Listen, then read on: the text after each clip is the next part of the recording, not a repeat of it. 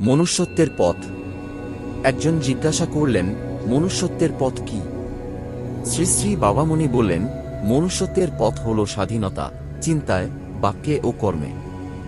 ব্রহ্মাণ্ড ভেঙে পড়ুক বা বজ্রাঘাত হোক, তবুও নিজের চিন্তা, আদর্শ, ধর্মবোধ ও বিচারক্ষমতা অন্যের ইচ্ছার অধীন করো না। অন্য কেউ যা ভাবছে সেটাই তোমাকে ভাবতে হবে, এমন কোনো বাধ্যবাধকতা নেই। নিজের স্বাধীন মত গড়ে তোলো। অন্যরা যেমনভাবে কাজ করছে তাকেই অন্ধভাবে অনুসরণ করো না। নিজের রুচি অনুযায়ী কাজ করো। কেউ যদি বলে কোনো বিশেষ কিছু করলেই মুক্তি মিলবে, তাতেই আটকে যেও না। নিজের বিচার বুদ্ধিকে কাজে লাগাও। কোনো মহাপণ্ডিত যদি বলেন রাজনৈতিক আন্দোলনে যোগ দিলে মুক্তি মিলবে না, সেটাই শেষ কথা নয়।